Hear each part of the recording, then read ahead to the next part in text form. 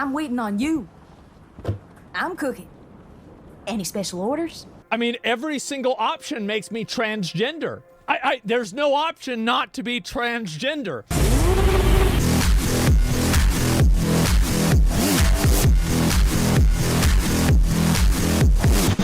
You wouldn't look stupid in a dress, if that's what you wanted to wear. Any more questions?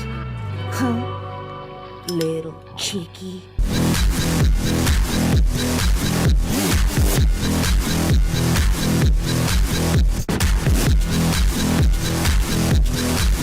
Oh, Ah, shit. They're still holding it. Sorry. I can't read minds.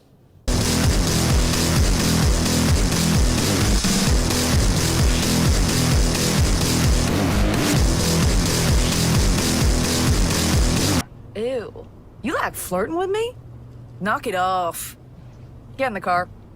Gaming's changing a little bit, isn't it, of late? I am Couch Coop. I hope you like that intro, you disgusting chuds. This is one of my up-on-the-shelf PlayStation 5 reviews. What that means is not a lot of people are going to look at it. I have spoken about this game before, but I want to cover its PlayStation 5 enhancements. This is a particularly good edition. I was always looking for a good physical of this. When I say good, I mean pre-owned and cheap. And I found one. I was very lucky. I've been waiting for about a year to get my hands on a decent physical copy of this game. Don't get me started on the Alan Wake 2 Black Myth Wukong situation, where I think physical is starting to get phased out, but look at the PlayStation 5 Pro and the outselling of that external disk drive. The whole industry, along with what we've been seeing in that intro, is up in the air at the moment. What isn't up in the air though are the Devil May Cry games. Always been based, always been wrapped around the whole root of gaming and its traditional audience, which I think maybe, this is a really long shot here, heterosexual men. Are you absolutely crazy,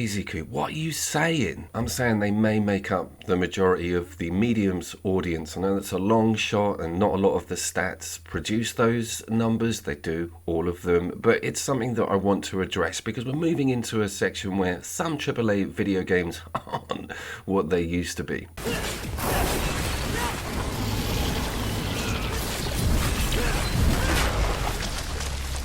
And that ties in with me reviewing Devil May Cry 5 on the PlayStation 5. Trish has had a bit of rework, we'll get to that, might have been a control situation, but my point being, this game did not come out that long ago on base level PlayStation 4s, but it feels like it's from a completely different world, timeline. Something happened around 2015, 2016, over on the western side of development, which meant that they are now at a blatant disadvantage with the East. All of the Eastern Japanese and South Korean games that have come out this year have really overperformed. You cannot say that about Western devs, and the situation's getting well out of hand. Just have a look at this ray tracing for a second. By the way, all quality mode kept up with 30, dropped towards the end of the video because things go really crazy with this game and you're talking massively highly populated arenas, but it's just spectacular. Seeing this on a big TV with that full-blown ray tracing edition, it's one hell of a special edition. Some of you might be jumping into the comments and saying, Coop, by the way, Baldur's Gate 3, full of gay stuff, no one complained, what's going on there? Mass Effect series, there was all kinds of optional homosexual quests and branch-offs. The issue is that the Veilguard material, it's got a compulsory storyline that steers in that direction. Role-playing games are supposed to be about choice, the choice is gone. And what the left or the opposing team are saying about people who are pushing back on the new Dragon Age game is that you're being homophobic, you're being transphobic, you're being sexist, you're being every obic under the sun, because they have to defend this stuff with insults. They can't have a valid debate about it all. But what will be valid are the numbers on the sales figures, and unfortunately it hasn't been doing too well. That is enough on that damned Dragon Age game.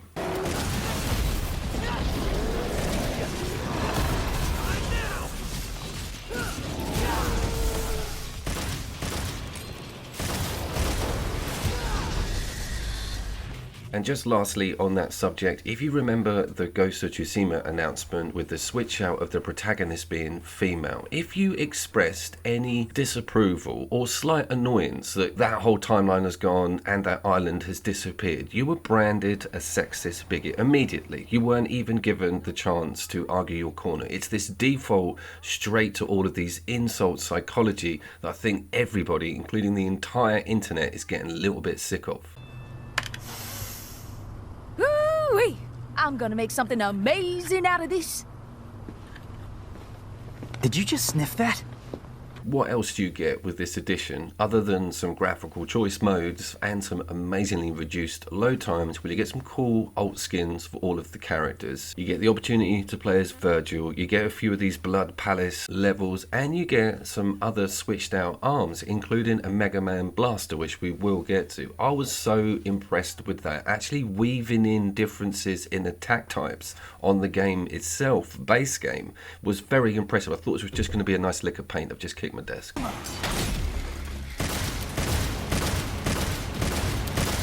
You might be thinking, ray tracing in a third-person action ARPG, what's going to be the huge change? The game deliberately puts loads of water on the ground, neon lights, the whole thing's got this nice metropolis feel to it. So there's stuff bouncing off all of the surfaces. It's very good to see this going full octane on the ray tracing mode. And at the start of the game, let's say the front 4 hours, you're not really given too much abundance when it comes to enemies, but my god does this game go crazy. If you finished it, you know that it pushes it to 11.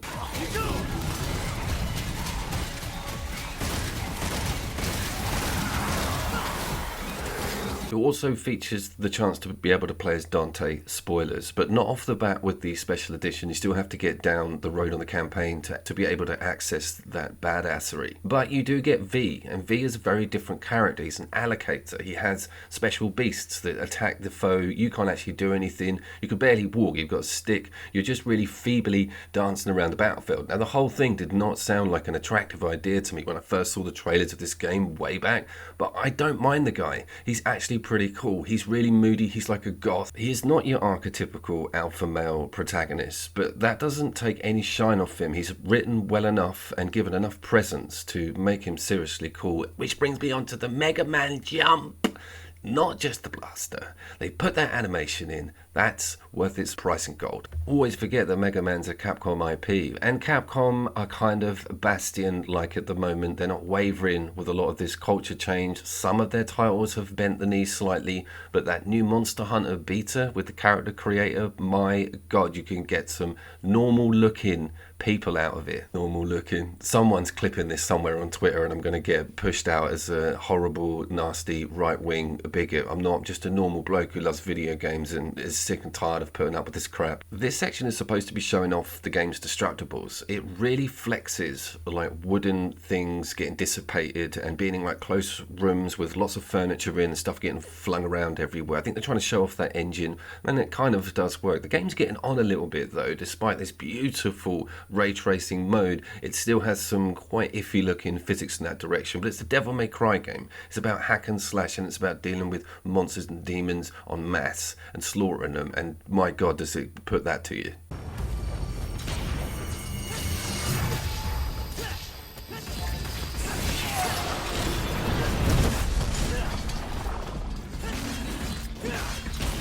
They've kept that winch move in from 4, but they haven't overcooked it. 4 was all about going over loads of puzzles and massive gaps using this damn rope, but this is just plugged into the combat, really. It gives you a little bit on larger boss fights a la God of War, where you can jump around the whole thing, but I love the way it's sort of snuck in. This is where the division for third-person ARPGs and Souls-likes come into play, and I find this super interesting. I've just come off the back of that Lords of the Fallen video, and of course I put that top Souls-like list together.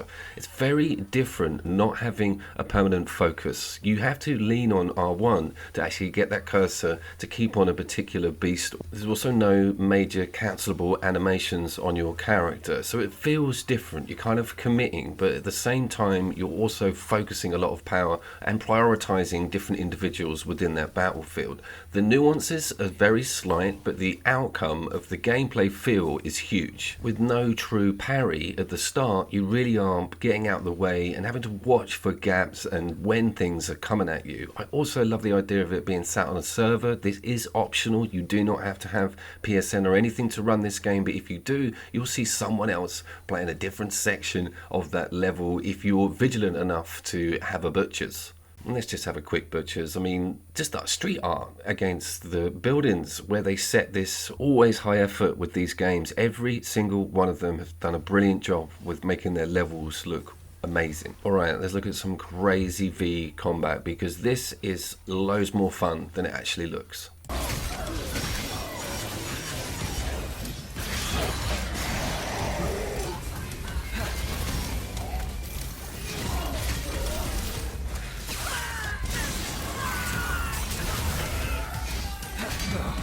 I swear that panther's a Bayonetta nod, honestly, and the bird has got like a New Jersey Moida accent to it. I don't know how that settles with the immersion. For me, it's a little bit of a long shot, seeing as it's a purple demon, a good demon purple entity. Moida!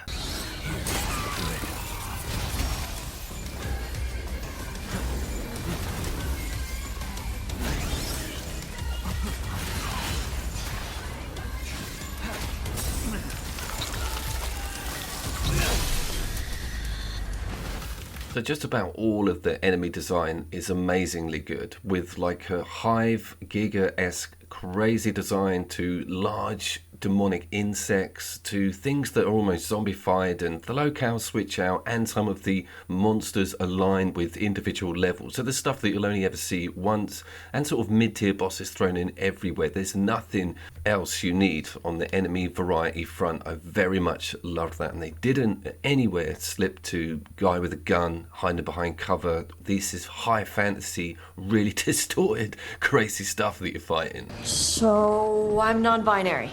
Yo, ladies away. Got any questions for her? Better make it fast. All right. Hey, wait. We could use that. Pick it up. Not that one. The other one. This one? Next to it. Come on, Nico. This one? Sure. As far as I see it, the game doesn't properly start until you get to like the underground section, because the monsters actually genuinely push back. You do have to focus and be aware of what's going on, and this is the kicker with playing as Nero in the early sections. He's got a very different moveset to what your muscle memory says the Devil May Cry games exist to. So that tabletop slam isn't in there, that stinger charge isn't there. You've got to work around things and use that circle button on the awesome arm system, and that's like a Burnout magazine setup. You can't jostle around the order, you're committed, you have to get through them if you've got a cool one at the end of your set. So you have to sort of think about loadouts, but having those new additions with the special edition is so cool. This is so worth going through again if you only went to it on base level PlayStation 4 or Pro.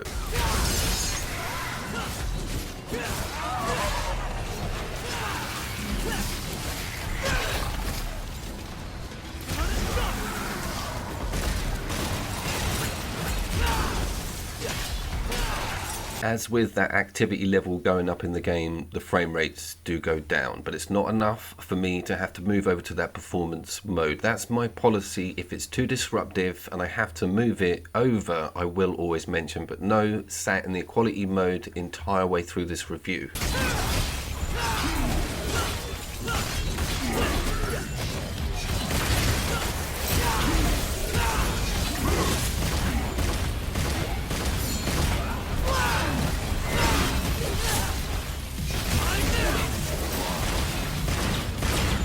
Nero's sword has also got this rev system on it, which I think, if my memory serves me correctly, has been around since 3. And what you do is you pump L2 whilst you're swinging the sword around, and you get a sort of active fire section to the attacks. It's pretty awesome. It's kind of difficult to remember to do all the time, and increasing its power output is probably the way forward, because at the start it feels a little bit gimmicky, but back to the haptic and PS5 version of this game, there's some nice pushback on those R2 and L2 buttons. It feels pretty awesome.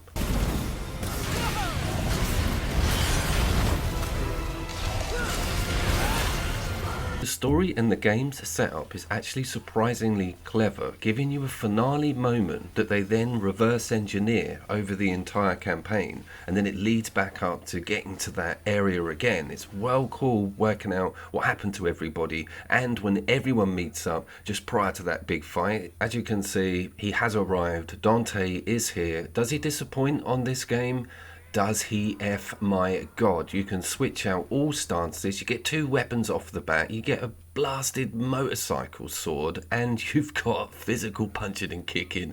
You are just overwhelmed with it, I won't lie, it's too much. But after the tears of joy had subsided and I could see again, we got some actual demon slaughter going, and my god, is there demon slaughter.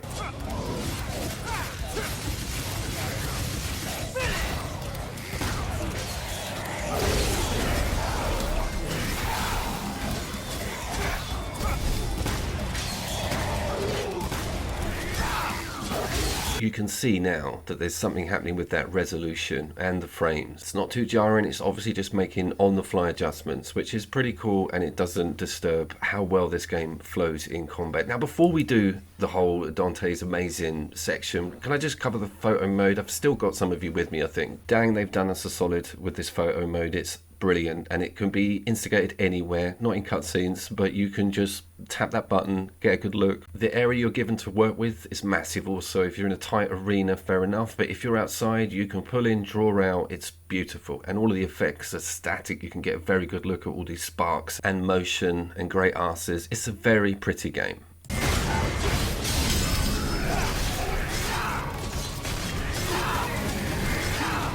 Okay, back to Dante briefly, and on the original game I did not find this weapon. It's a missile launcher that just sits on your range slot. It's got no ammo. By the way, this game has no stamina, so you just wail away, fire your gun, jump around, nothing stops you being an absolute unadulterated badass. And that is also what this video is about, essentially. The fear of the fact that we may be losing badassery in video games. It sounds silly, and like, why is that even something you're worried about? Of course we haven't. Well, you just need to have a little look at what's been coming out of the West lately to realise that a game like this is a million billion miles from a lot of that material. Got how scary you are when you're mad.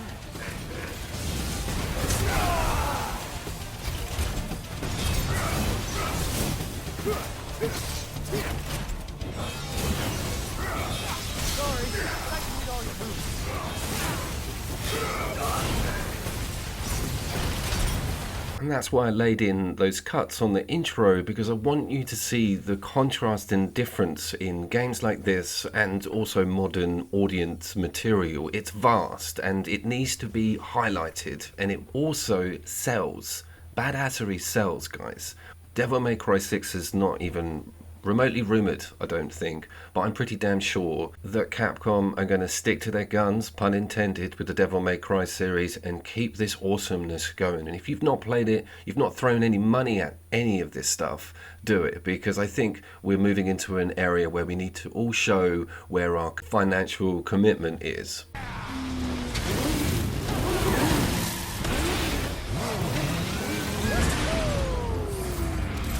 Showing too much footage of this game is potential spoiler territory. I won't go that much further, but you may have seen the Virgil finale fight, which is one of the more famous third-person ARPG scenes in the existing modern video game industry. I was a couch cube. I hope I didn't moan too much and you guys all got the message here, which is essentially play Devil May Cry Special Edition on PlayStation 5. I will see you down there.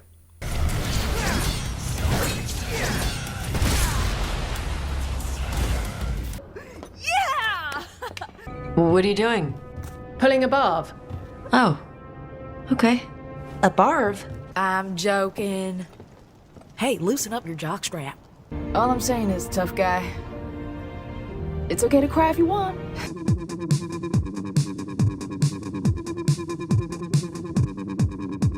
It's perfectly fine to have an animation style, especially in a game, but when you're appropriating someone else's image and then changing it, it becomes an issue. And that means you're probably gay. I totally agree. People are going to be jacking it off to her. So what if somebody is jacking it off to her? They paid the money. I don't know what you're talking about. Over here we can see the ass cheeks, which is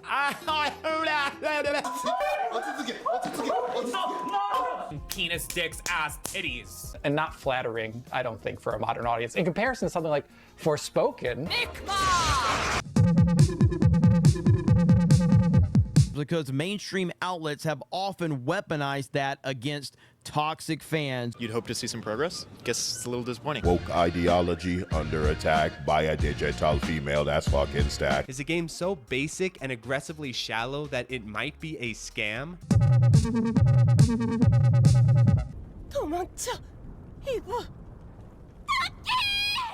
용액에 대한 설명이나 광고 주음이겠지만요.